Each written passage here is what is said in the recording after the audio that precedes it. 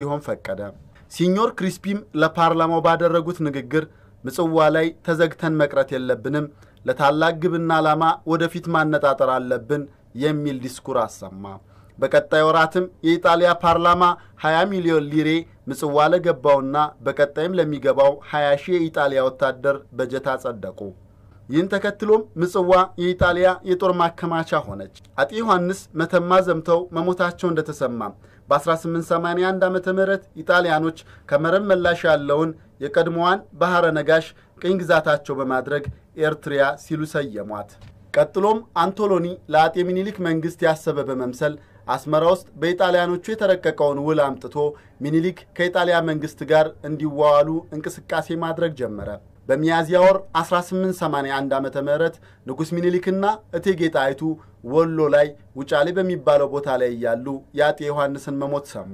በኢጣሊያኖች የተረቀቀውን ውል በመያዝ ወደ እንጦጦ ያቀናው አንቶሎኒ የንጉስ ሚኒሊክን አለመኖር ሲያውቅ ታግሶ መቆየት ስላልቻለ ወደ ወሎ ውጫሌ በማቅናት ከንጉስ ሚኒሊክ ጋር ተገናኘ።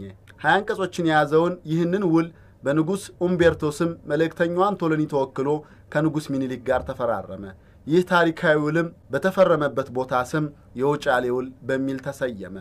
ይሁን እንጂ ከዚህ ውል ውስጥ 17ኛው አንቀጽ አማርኛው የኢትዮጵያ ንጉሠ ነገሥት ከአውሮፓ ነገሥታት ለሚፈልጉት ጉዳይ ሁሉ በኢጣሊያ መንግስት አጋዥነት መላለክ ይቻላቸዋል የሚል ሲሆን የኢጣሊያነኛው ደግሞ የኢትዮጵያ ንጉሠ ነገሥት ከአውሮፓ ነገሥታት ለሚፈልጉት ግንኙነት በኢጣሊያ መንግስት አማካኝነት ማድረግ ይገባቸዋል የሚል ነው። በቋንቋ የትርጉም ልዩነት ችግር እንዲፈጠር ተደርጎ በኢጣሊያኖች የሴራ ፖለቲካ የተጠነሰሰው ተንኮል ችግሩ እየሰፋ እንዲሄድ በማድረግ በኩል ይህ ውል ለአድዋ ጦርነት መቀስቀስ ዋነኛ ምክንያት ሆነ። ንጉስ ሚኒሊክ ከአጤ ዮሐንስ ሞት በኋላ ምንም ጊዜ ሳያጠፉ ንጉሠ ነገሥት መሆናቸውን በመላው ኢትዮጵያ አዋጅ አስነገሩ። ከሥርዓተ ንግሳቸው ከአንድ ወር በኋላ ራስ መንገሻንና ራስ አሉላን ለማሳመን ወደ ትግራይ ዘመቱ። እዚያም ሲደርሱ ኢጣሊያኖች በውጫሌ ውል ከተጠቀሰው ግዛት አልፈው ሌሎች ከተሞችን መያዛቸው ሳያንስ ወራሪው ጦር አድዋንና አክሱምን መያዙን ተመለከቱ። አጤ ሚኒሊክ ጉዟቸውን ወደ መቀሌ በመቀጠልም ለምን እነዚህን ከተሞች እንደያዙ የኢጣሊያ ጄኔራሎችን ጠየቁ። ወደ ከተማው የገቡም ለጦርነት ሳይሆን የተቸገሩትን ለመርዳት እንደሆነ የማስመሰያ ምክንያት ሰጡ። ውሉ እየተበላሸ እንደሆነ ያወቀው የኢጣሊያ መንግስትም መልእክተኛውን አንቶሎኒን በድጋሚ ላከው። አንቶሎኒም 17ኛው አንቀጽ ተበላሽቷል ወይም ተሳስቷል የሚለውን ኢጣሊያ አትቀበልም፣ በዚህ ጉዳይም ማንም ሊያስገድዳት አይችልም፣ ምክንያቱም ክብሯን የምትጠብቅ ታላቅ ሀገር ናት በማለት የኢጣሊያን አቋም አጠናክሮ ሲናገር እቴጌ ጣይቱ አቋረጡት። አንተ የምትለው አንቀጽ በአማርኛ የተጻፈው ምን እንደሚል ለመንግስታቱ አሳውቀናል። አንተ እንደምትለውም እኛም ክብራችንን እንጠብቃለን። እናንተ የምትመኙት ኢትዮጵያ በእናንተ ስልጣን ስር እንድትሆን ነው። ይሄ ደግሞ ለምን ጊዜም የማይሆን ነገር ነው። አንቶሎኒም የውጫሌ ውል ለ5 ዓመት ሲሆን አሁን የቀረው ደግሞ 3 ዓመት ብቻ ስለሆነ ለማንኛውም ይህ የቀረው ጊዜ እንዳለ ይለፍ በማለት ተናገረ። አጤ ሚኒሊክም እንዲህ አይነት ውል እንኳን 3 ዓመት 3 ቀን አያድርም፣ ይልቁንስ አሁኑኑ ይሻሻል አሉት። ውዝግቡና ለመግባባቱ እየሰፋ ሲሄድም አንቶሎኒ የውጫሌ ውል የተዋዋልንበት በፈረንሳይ ቋንቋ የተጻፈው ይታይልኝ አለ። እቴጌ ጣይቱ ግን እኛ የምናውቀው በአማርኛ የተጻፈውን እንጂ ያንተን የፈረንጅ ቋንቋ እኛ እናውቅም፣ አንተ ግን የኛን ቋንቋ ታውቃለህና በአማርኛ የተጻፈውን እየው አሉት። በአጤ ሚኒሊክ ውድ ባለቤት እቴጌ ጣይቱ ቆፍጣና ውሳኔ ተበሳጨው አንቶሎኒ ውሉን ቀዶ በመጣል የኢጣሊያ መንግስት በጦር ኃይል ውሉን እንደሚያስከብር በቁጣ ተናገረ። ይህንን ጊዜ እቴጌ ጣይቱ ሳቅ በማለት የዛሬ ሳምንት አድርገው፣ በዚህ ላንተ የሚደነግጥ የለም፣ ሂድ የፎከርክለትን አሁኑኑ አድርገው፣ እኛም የመጣውን እንመልሰዋለን።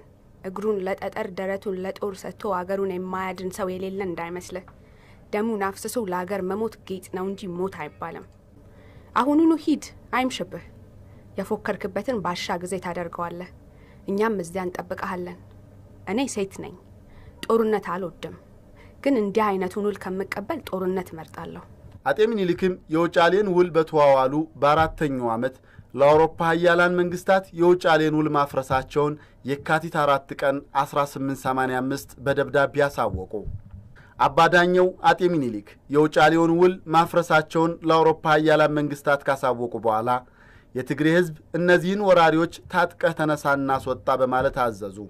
ጄኔራል ባራቲየሪ 25000 የሚሆን ጦሩን ይዞ ወደ ትግራይ ግዛት ዘልቆ በመግባት ወደፊት እየገፋ እያሸነፈ መቀሌን፣ አዲግራትንና አድዋን እንደ አውሮፓውያኑ አቆጣጠር በኦክቶበር 9 ቀን 1895 ያዘ። በመቀጠልም የወራሪው ጦር ወዲያውኑ የአምባላጌን ተራራ ይዞ ምሽጉን መስራት ቀጠለ። ብልሁ መሪ አጤ ሚኒሊክ ከውጫሌ ውል መፍረስ በኋላ ከኢጣሊያ ጋር ያለው ጦርነት አይቀሬ መሆኑን ተረድተዋል። በዚህም መሰረት ቅድመ ዝግጅቱንም ተያይዘውታል። ድንበር ጥሶ የመጣውን የወራሪውን የኢጣሊያ ጦር አስመልክቶ ለመነጋገርም በመስከረም 1885 አጤ ሚኒሊክ በያውራጃ ያሉትን ሀገረ ገዢዎች ለምክር ወደ እንጦጦ እንዲመጡ አደረጉ። በምክክሩም ላይ አጤ ሚኒሊክ ይህንን ከአውሮፓ የመጣ ወራሪ ጦር ከሀገር ለማስወጣት የሀገሪቱ ሀብት ለዚሁ እንዲውል አስታወቁ። የያውራጃው ገዢዎች ሁሉም ሰራዊታቸውን ይዘው ወደ ጦር ግንባር እንዲዘምቱ የክተት አዋጅ እንዲነገር አዘዙ። ታሪካዊው የክተት አዋጅም በዚሁ ጊዜ ለመላው የኢትዮጵያ ሕዝብ ተሰራጨ።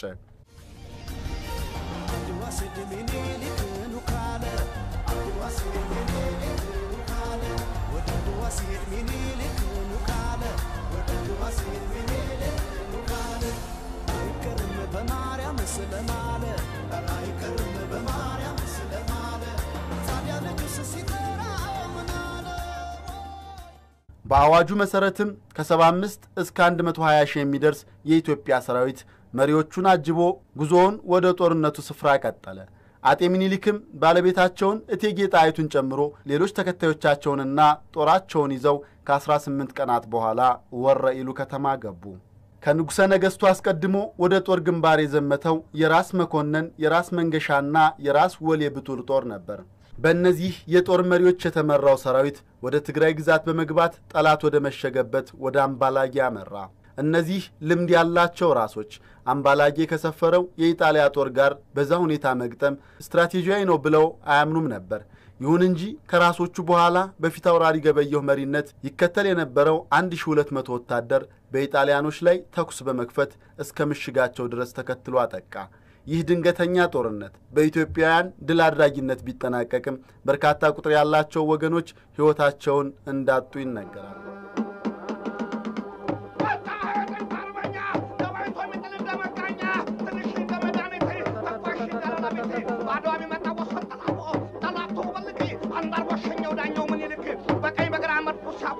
ልቧ ይደነግጥ ወኔው አይፈራ የዳኛው አሽከር ገበየሁ በራ 100 ሺህ ማልቆህ የሚለው ከተፍ ለአገሩ ታማኝ አባተ ይጥረፍ ጠላት ቢሰማው ተባ ጨርሶ የዳኛው አሽከር ባልታባ ነፍሶ ወጣው ጠላቱ ይስክልየየ የማይረሳው በሻህ አቆየ አቤት አቤት ሲል በደም ያራጨው ታማኝ ለየታው ጎበናዳጨው በአሸጋጋሪ በጦር ወጊ አንገት የሚቆርጥ በሰይፍ ጎራዴ ታይ የማይለቀው መሸሻ ወልዴ የጥንት አርመኞች የጥንት ጀግኖች እነዚህ ናቸው። በሻህ አቆየ ኃይል ያንደርጋቸው መጣ አይደለ ታይ ታይ ካምባላጌው የቅድመ አድዋ ድል በኋላ ሁለተኛው ታሪካዊ ክስተት መቀሌ ላይ ተከወነ። የመቀሌው ጦርነት የመጀመሪያው በዲሴምበር 27 ቀን 1895 ተጀመረ። የኢጣሊያ ጦር ያዘጋጀው ምሽግ ከፍተኛ ዝግጅት የተደረገበትና በቀላሉ የሚሰበር አልነበረም። የኢትዮጵያ እግረኛውና ፈረሰኛው ጦር ወደ ምሽጉ ሲጠጋ በምሽጉ ያሉት የኢጣሊያ ወታደሮች ቀድመው የመትረየስ ተኩስ ይከፍቱባቸው ጀመር። ምሽጉ በቀላሉ የሚሰበር ስላልሆነ በጀግንነት ፊት ለፊት የተጋፈጡ ብዙ የኢትዮጵያ ወታደሮች እንደ ቅጠል ረገፉ። ይህንን ጠንካራ ምሽግ ለመስበር ሲባል የሚሞተው ወታደር ብዛት የተመለከቱት እቴጌ ጣይቱ ኢጣሊያኖች የሚጠቀሙበትን የውሃ ጉድጓድ አቀማመጡን ካጠኑ በኋላ ለመያዝ እንደሚቻል አረጋግጠው ለአጤ ሚኒሊክ ነገሯቸው። ይህንን ስትራቴጂ የተቀበሉት ንጉሠ ነገሥት አጤ ሚኒሊክ ወታደሮቻቸው ውሃውን እንዲይዙት አዘዟቸው። በምሽጉ ከመጠን በላይ የተማመነው የኢጣሊያን ጦር አስቸጋሪ ሁኔታ ላይ ወደቀ።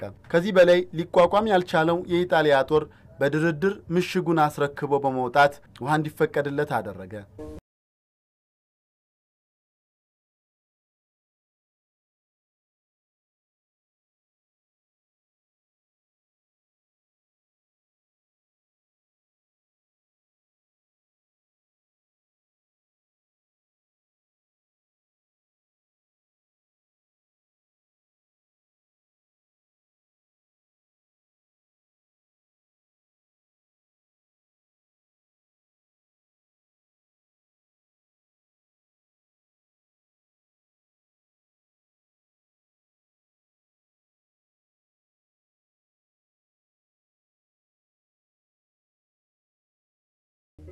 በመቀሌው ከበባ ምክንያት ድል የተነሳው የወራሪው የኢጣሊያ ጦር በድርድርና በዛቻ ጸባጫሪ አካሄዱን ማቆም አልቻለም።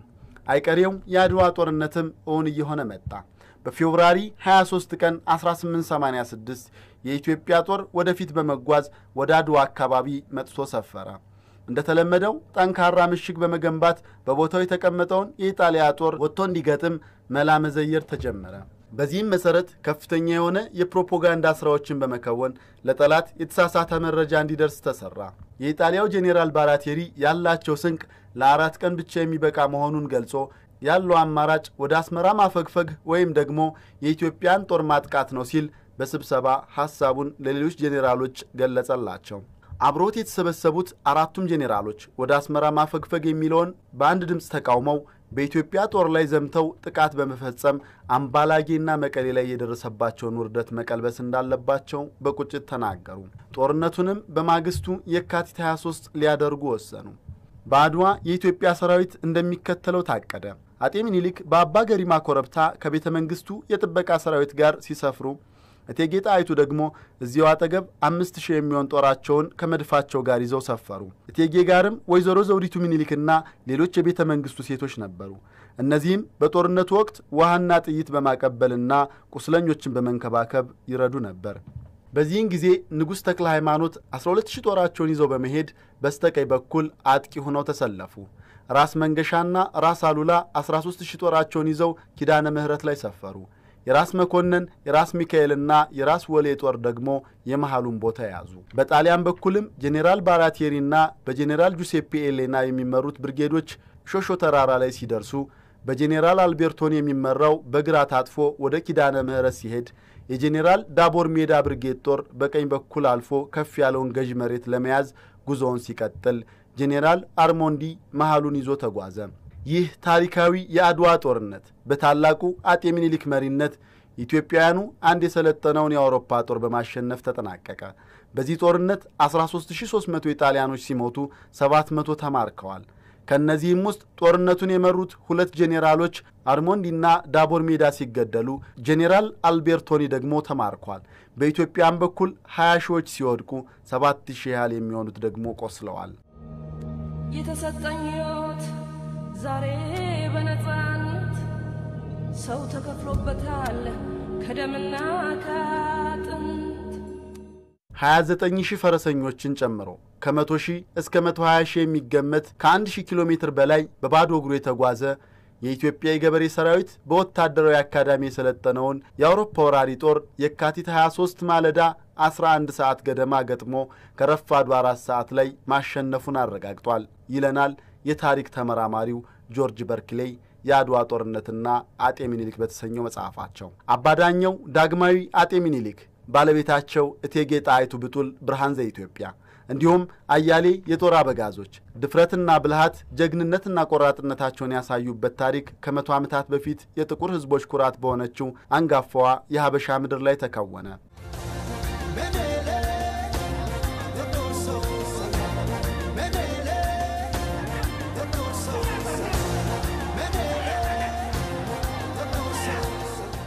ምኒልክ ተወልዶ በያነሳ ጋሻ ግብሩ እንቁላል ነበር ይህን ጊዜ አበሻ ተብሎም ተገጠመ። የአድዋ ድልም በማይደርቅ ቀለም ለዘላለሙ ተከተበ። ጣሂር መሐመድ ነበርኩ።